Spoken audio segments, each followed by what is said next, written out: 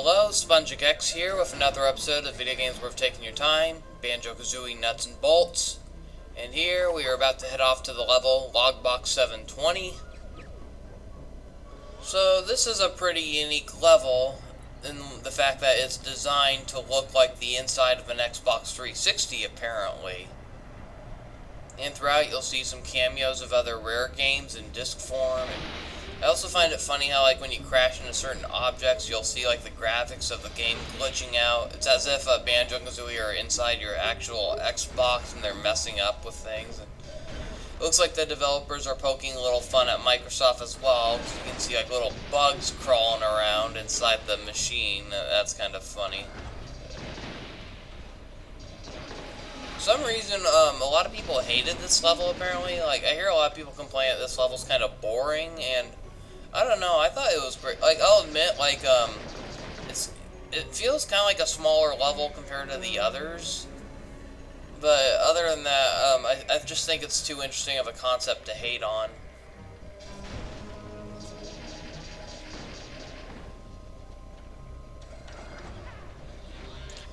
Then here we can find game discs, Banjo Kazooie, Grabbed by the Ghoulies, and it's Mr. Pants.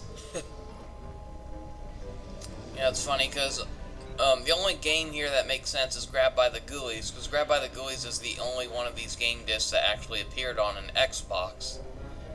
The others, not so much. I mean, yeah, Banjo Kazooie and Kazooie were eventually ported to Xbox 360's Xbox Live Arcade, but it wasn't on a disc.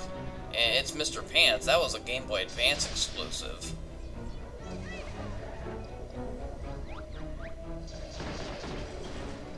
There's something about the music in this. It reminds me of something you'd hear from Danny Elfman. I'm wondering if Grant Kirkhope was inspired by Danny Elfman for this game, because there's just a lot of music in this that kind of has a Tim Burton-esque style to it.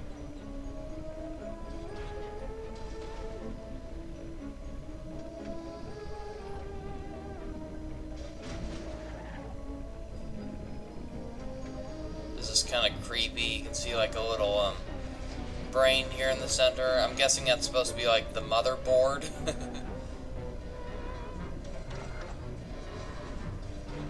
So usually motherboards are almost like the brain of the computer, so.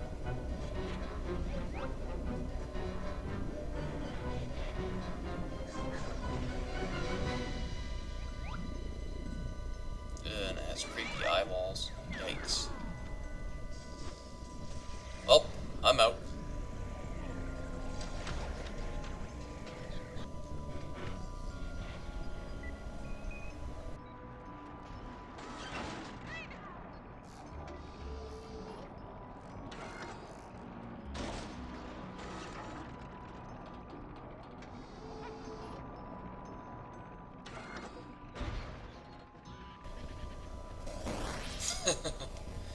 Funny how when you crash into that little sound driver or whatever, it caused some kind of retro sound effect in play.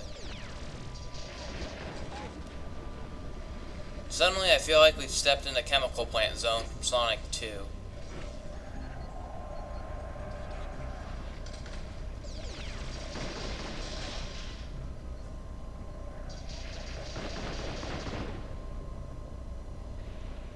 Knocked over some graphic chips, you think that would have caused the whole thing to glitch. Oh, I think I found a hidden Mickey.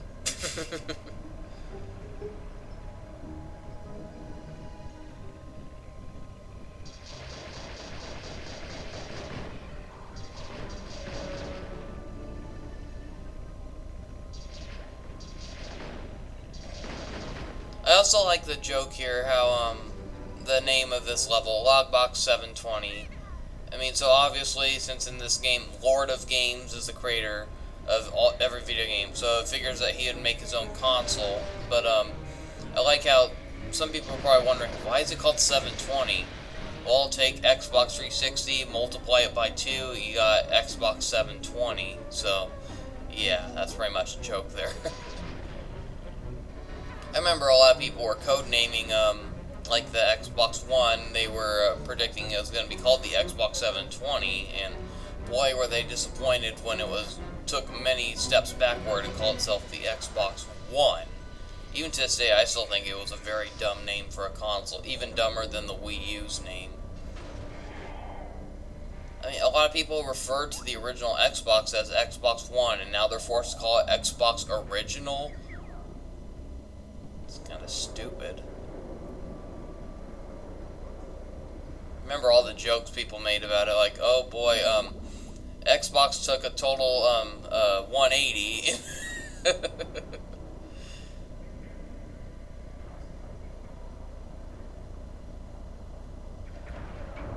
That was kind of cool. When you fired a missile at that glass, it caused like all these little codes to appear. Zeros and ones. That was kind of cool.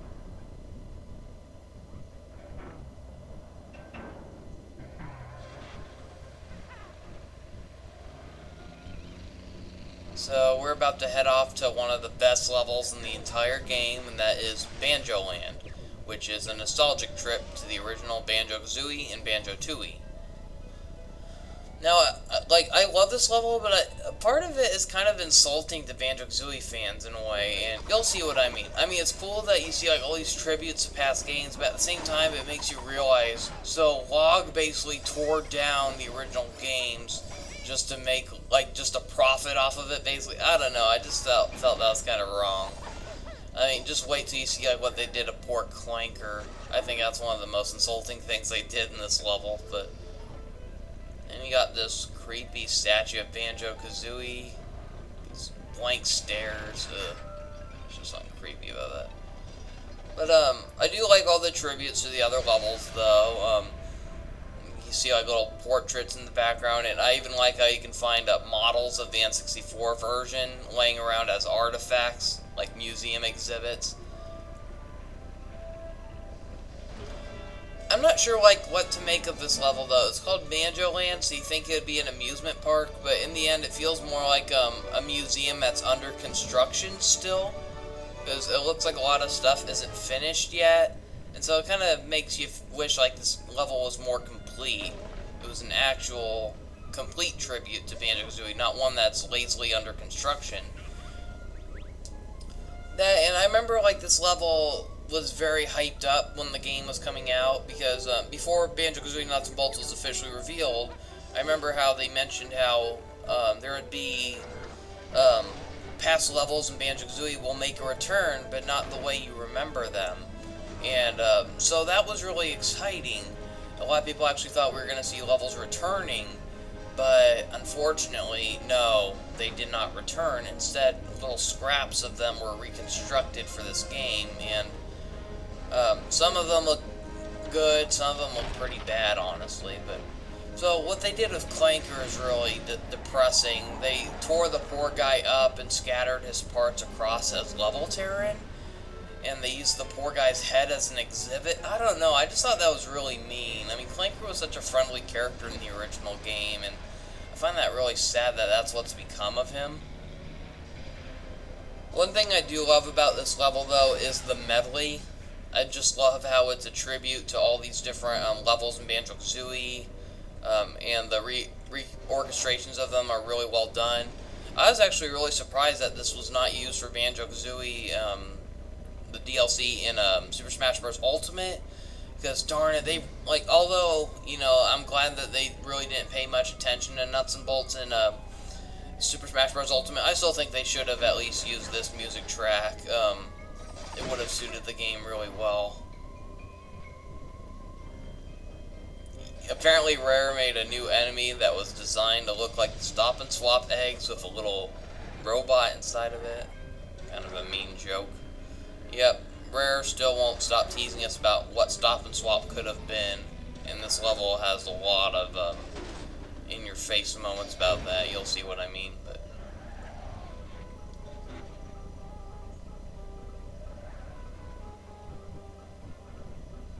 I don't get, though, why did they bring the pyramid from Gobi's Valley? They should have brought in the Sphinx.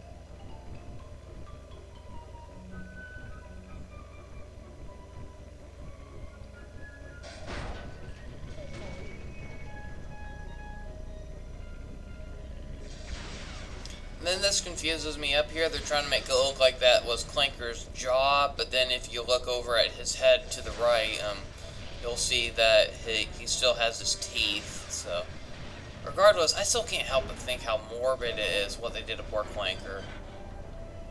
I mean, look at him. The poor guy looks so sad that this is his new life. What did he do to deserve this?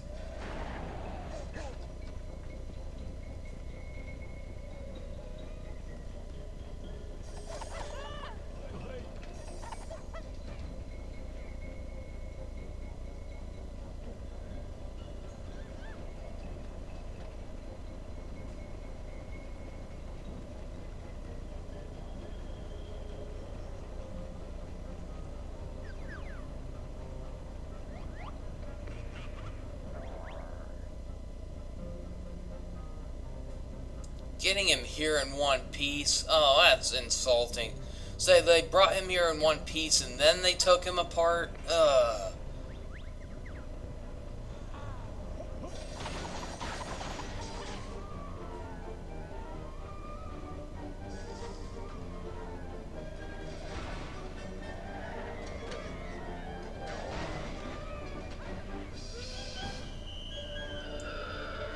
Then the implication here is kind of sad as well.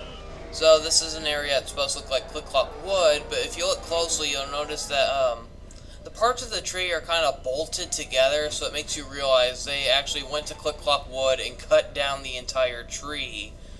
And I don't know, I just find that kind of sad because I love the big tree in Click Clock Wood, so it's kind of sad to think that Log tore it down and crudely stitched it back up, you know, just for a museum. And I don't know, but like I said, this level, it has some neat trivia and some fast levels, but it just feels so corrupt. I mean, I know it's just a video game, but you know, Banjo Kazooie just has a special place in my heart, and so it's really sad to see the implications that like some new character in this game just like tore down everything.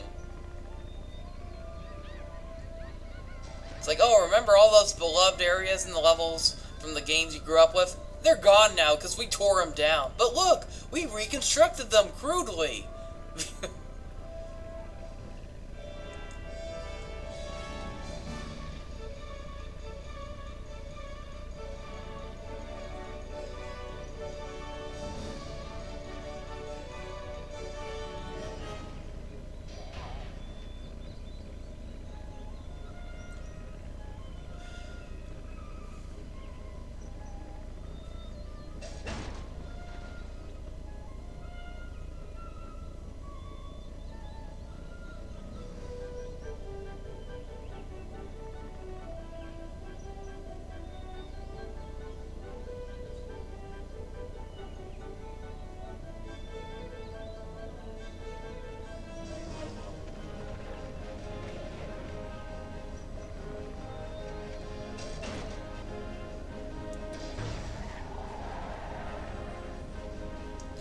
I find the joke here kind of funny.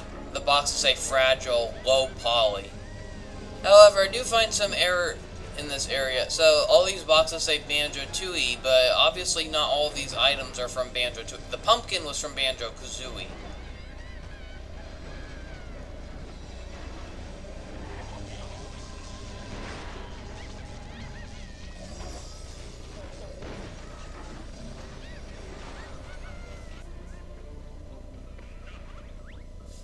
Cloud Cuckoo Land. Yeah, I remember when I first saw this area, I originally thought it was supposed to be a tribute to Mumbo's Mountain until you look up. So yeah, at the bottom you see like the little purple hill, and it kind of reminded me of the entrance to Mumbo's Mountain. But it's Cloud Cuckoo Land.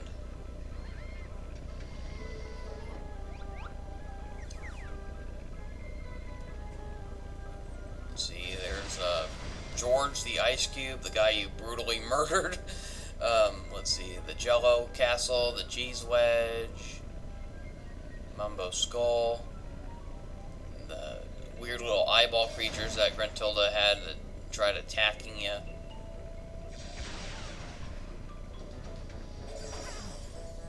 Oh no! Then there's also a rainbow and want a stop and swap egg up there, but let's see. I thought this exhibit was kind of cool. Glitter Gulch Mine. I don't know why, there's just something so satisfying about that sound effect.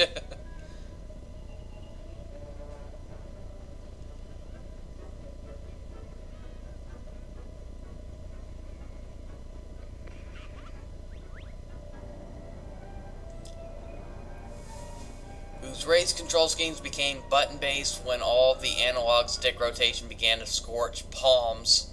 Oh, that's a major burn towards Mario Party.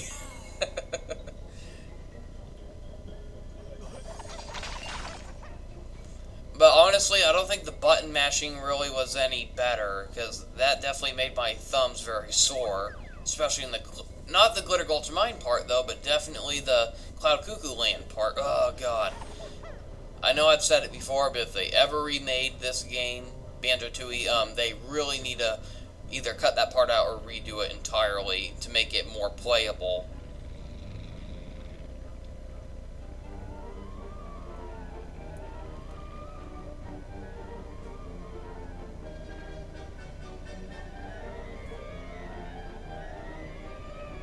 I do like how you can actually fly up here and mess around with the mine carts on the tracks.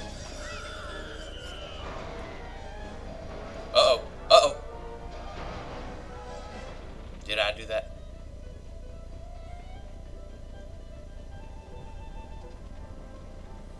Let's see. Mad Monster Mansion.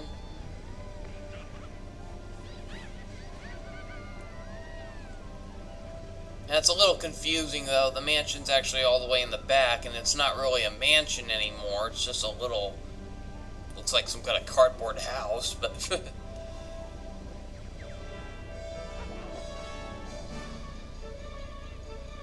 let's see, Cheeto.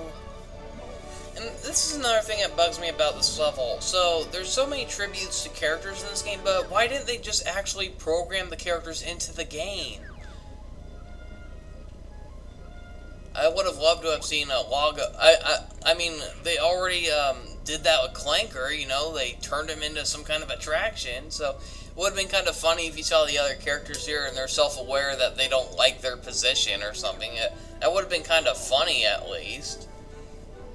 I mean, poor Clanker, you can't even interact with him, but it would have been kind of funny if you saw like Cheeto, you know, floating around. He said he's forced to like ask visitor questions or something. You know, it would have been kind of funny, but.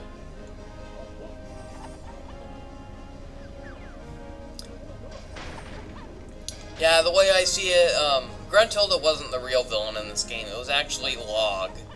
And honestly, if they ever made a sequel to Banjo Kazooie Nuts and Bolts, like one that tries reverting itself back to, you know, the original formula of Banjo Kazooie, I would love to see them make a sequel opening where, like, Gruntilda actually takes down Log. I think that would be hilarious.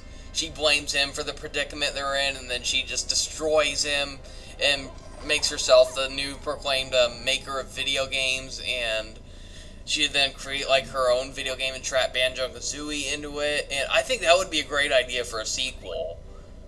It would be a great way to try to return to the status quo, and with Gruntilda as the Lord of Games, it would allow her to, you know, somehow manipulate things to her own liking. And then it would be kind of funny if in the end, when you defeat her, Banjo and Kazooie somehow become the Lord of Games, and so then they are able to craft like the perfect video game they want to star in, and they could do something really funny, like have it be kind of anticlimactic. So you'd think like they'd be able to grant anything they'd want, but then they'd just go to the simple basics or something. I mean, that'd be kind of funny, but there's just so many ways they could make like a sequel. But so a lot of people would rather, if they ever made a real sequel of Banjo Tooie, they'd rather they just ignore Nuts and Bolts entirely, and I wouldn't mind that, but a part of me kind of wants to see a sequel poke jab at Nuts and Bolts. Admit that the game was a huge mistake for the Banjo Kazooie franchise, and like I always thought it'd be funny if they had like an alternate opening sequence where like Kazooie wakes up from a nightmare and she dreams that they were bought out by a corrupt company and they gave them awful redesigns and forced them to drive vehicles and then ignored them for like 10 years, and I thought that would have been kind of funny, but Not 10 years, more like 20 years now, jeez. So this area is supposed to look like Mayam Temple. I don't get the... So that's supposed to look like the head of the Golden Goliath, and not only is it way too oversized, but... So, since when did the Golden Goliath look like Banjo in the head? It looked more like some kind of tiger, or, you know, some kind of jungle feline, basically, and they modeled it to look more like Banjo's head in this game. I don't get that, but... Then here's the Stonehenge from Mumbo's Mountain, oversized, and if you look at the spectators, it looks like we're being watched by a bunch of mechanical South Park characters.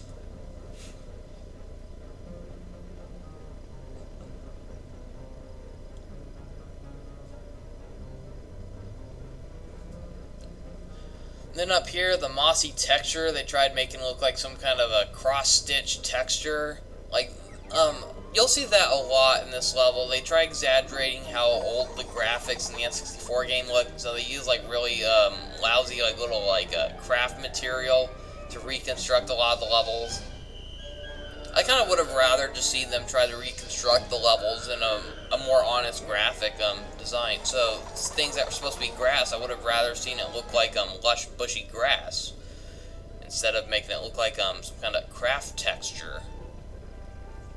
Banjo smells. Well, that's not very nice.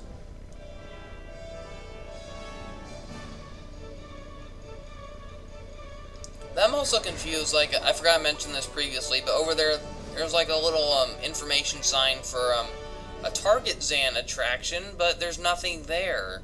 All you see is the top of his head, like, the rest of it is underground, but I don't get it.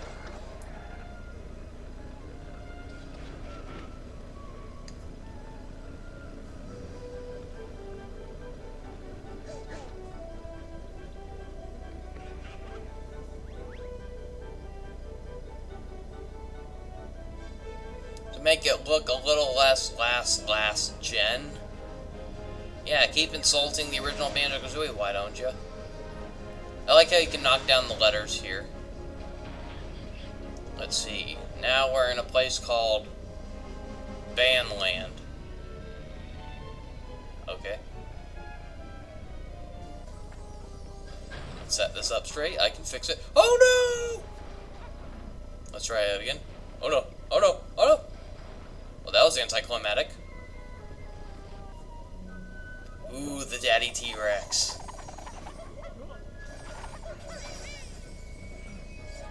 This guy's a little tricky to get out. Pretty much gonna need a vehicle to get him out.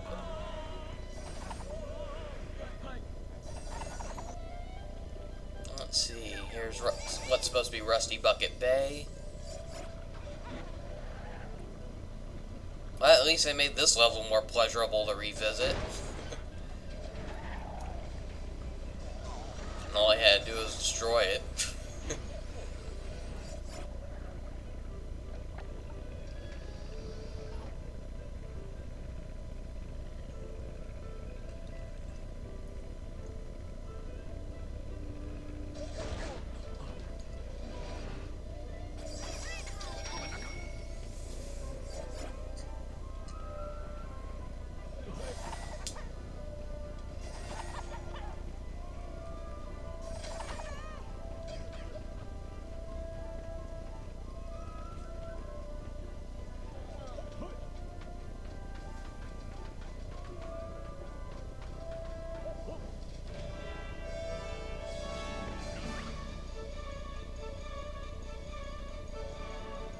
Far too challenging for today's soft gamers. I mean, yeah, it was a challenging level, but I wouldn't call it that hard. I mean, it's not like as hard as like games on the NES, but I can see today's gamers still being able to complete it after a few tries.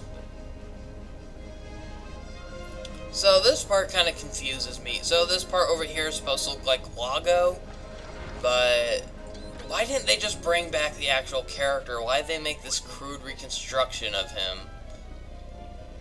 Why is it so big? And why is there piss everywhere on the floor? So gross. Why is Banjo stepping in it?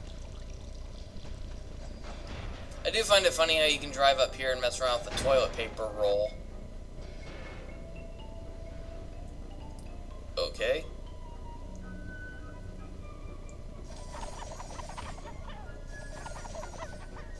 That's kind of fun. Oh no! Oh no!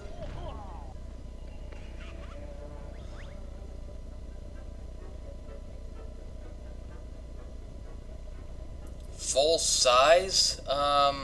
Did they even realize how big he was in the original game? He was not big at all. Here you have a little bridge with little Jinjo statues. I'm not a huge fan of the Jinjo redesigns in this game, though. I like their original design better, and I like how Super Smash Bros. Brought it back. I do like how they brought back some of the snowman from Freezeezy Peak, but I find it kind of funny but sad at the same time how it melted, obviously, and so they had to build like this area to try to keep what's left of it intact.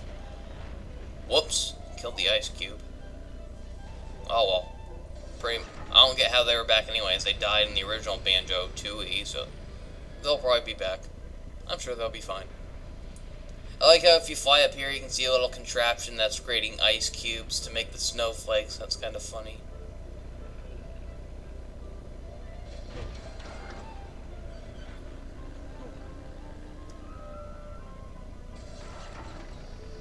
Let's see, there's the UFO from Banjo Kazooie. There's Tank Tup, the giant turtle from Bubble Gloop Swamp.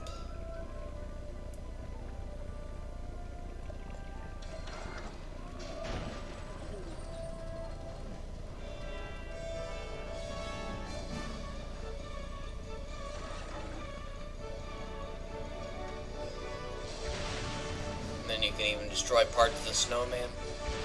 And if you look in the background, you can see another teaser for Stop and Swap.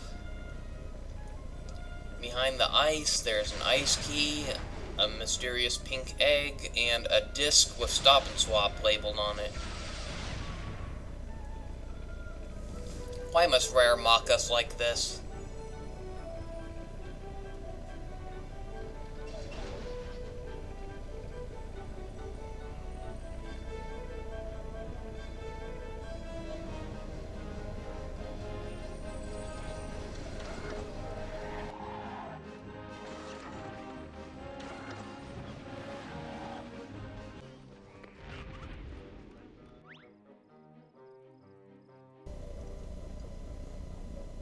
Beak bombing his buttons earned the player a Jiggy that he'd been hiding somewhere about his person. Oh yeah, I know the Jiggy dropped between his legs, but thanks for letting us know he was holding the Jiggy in his butt the whole time, Rare. Sheesh. Tank Tup's whereabouts are currently unknown. Once again, why didn't they just bring the actual character along? The game tried making a lazy excuse that they didn't bother programming him into the game. Not gonna lie though, it's not a bad effigy though.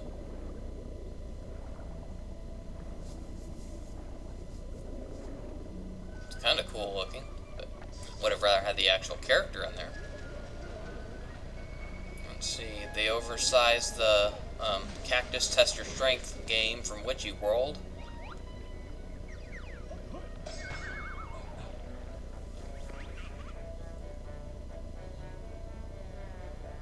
I'll admit that made for kind of a fun challenge in this game. Trying to build a contraption that was strong enough to somehow make an effect on it.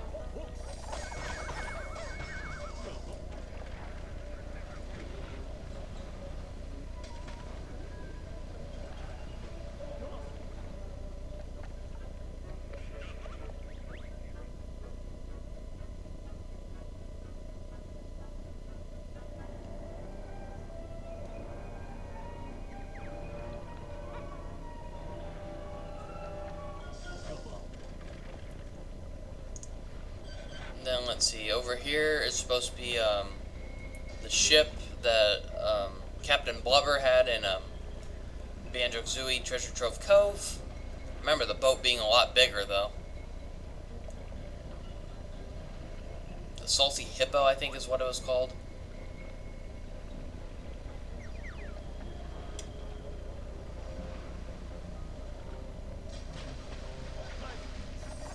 Can't go in it anymore, unfortunately.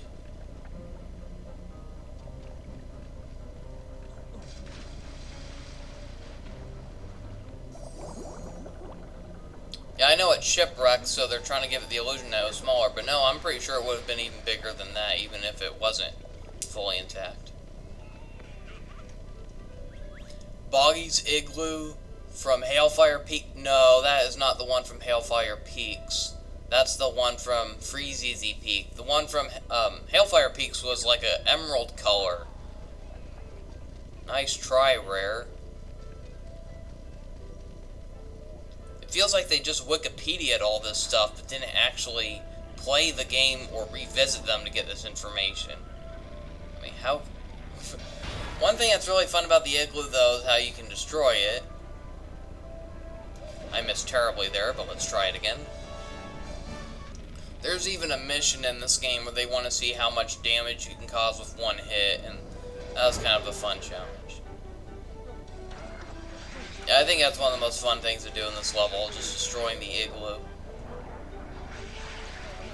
Makes you kind of wish there was a button that you could press to have it rebuild, but the only way to have it reconstruct is to start a mission, and then once you leave the mission, it'll be back, or you can exit the level and re-enter the level. But so yeah, here's a little cameo of Target Zan from N64, his original, all his original N64 polygons and all.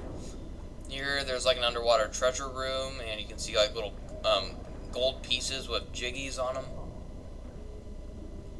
Here you can find a locker that has some Rare employees' names written on it.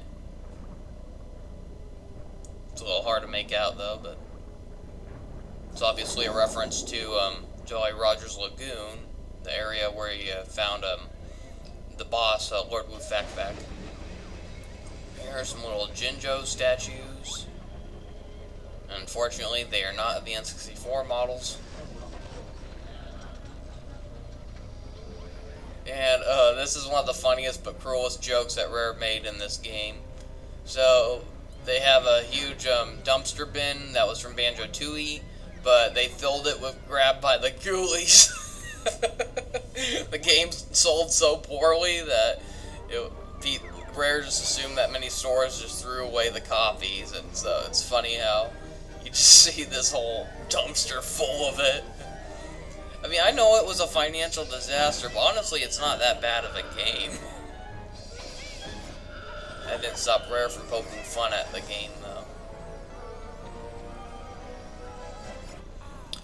Yeah, it really makes you wonder, like, so, basically, you have Grab by the Ghoulies to blame for Rare's downfall, and, you know, it set a bad first impression for Microsoft, which seemed to have caused, Microsoft to be more strict with Rare, but honestly, I don't think Grab by the Ghoulies was Rare's fault. It was Microsoft's fault. Microsoft really didn't do much to promote the game, and honestly, the game really didn't belong on Xbox. It felt more like it should have been on GameCube.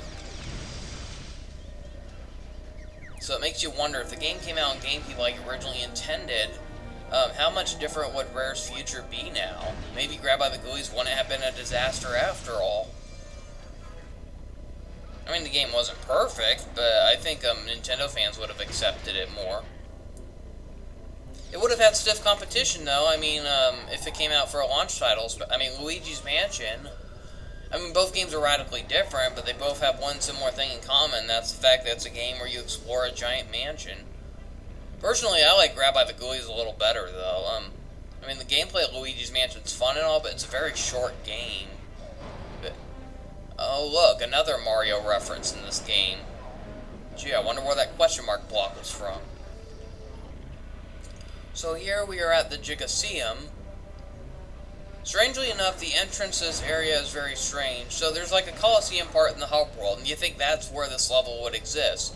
Nope, this level exists in the harbor. How strange is that?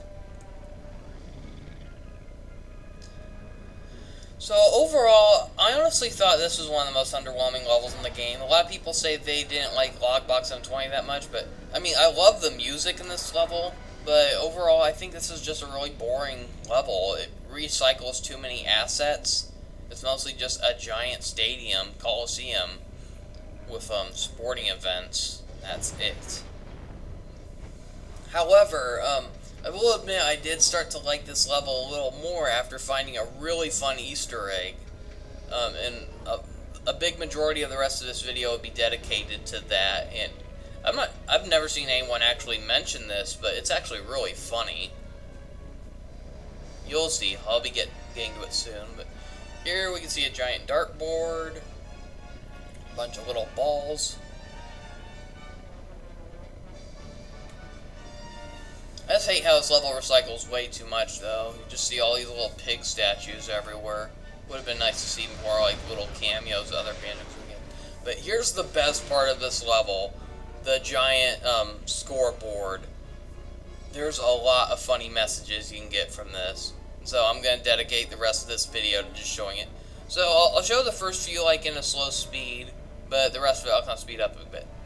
Is anybody actually reading this?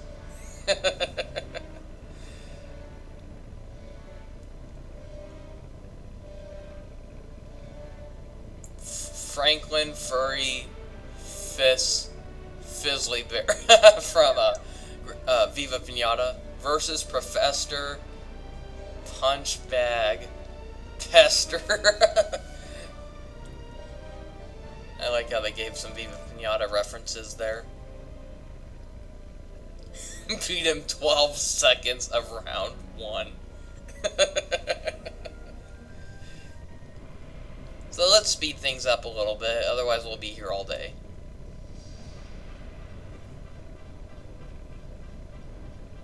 Goodwood Nabnut?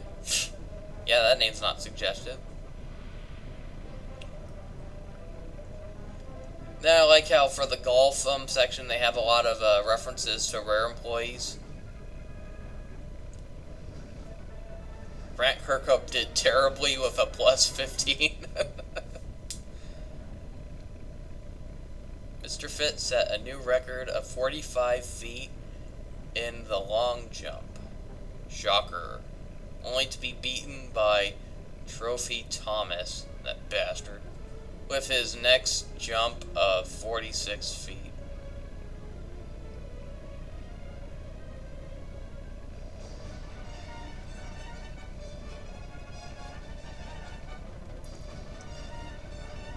Jolly the Brown Ball Dodger, I don't even want to know how he got that name, versus Mary Maggie, his drag queen girlfriend.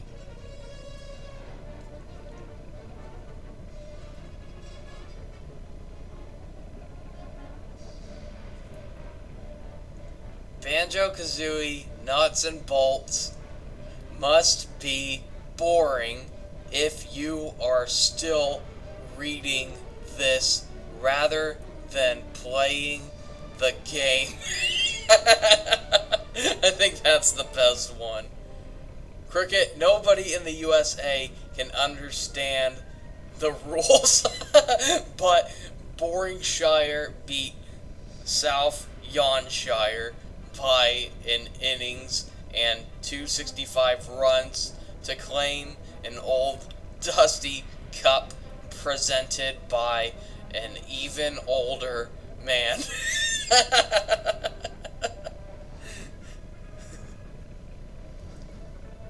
Oh, Tootie made a reference here.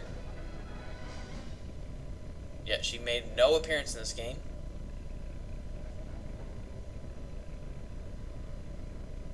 Canary Mary, bitch.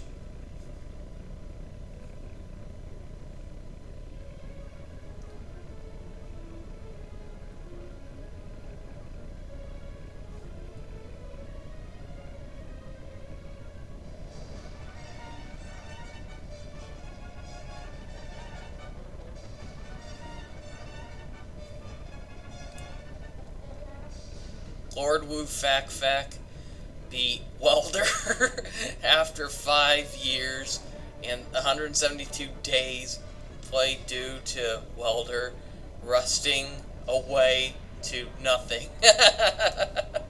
Fact wins the first prize of 50 pence and a bag of pork scratchings.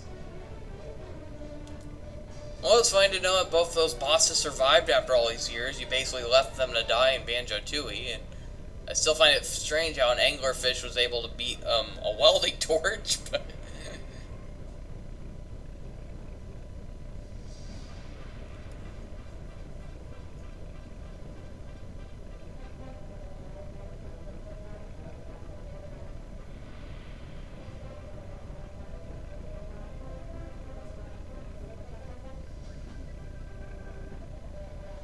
Miss Bullseye Bottles is the new champion of the arrows, beating Gruntilda Double Chin Winky Bunyan, even though Mrs.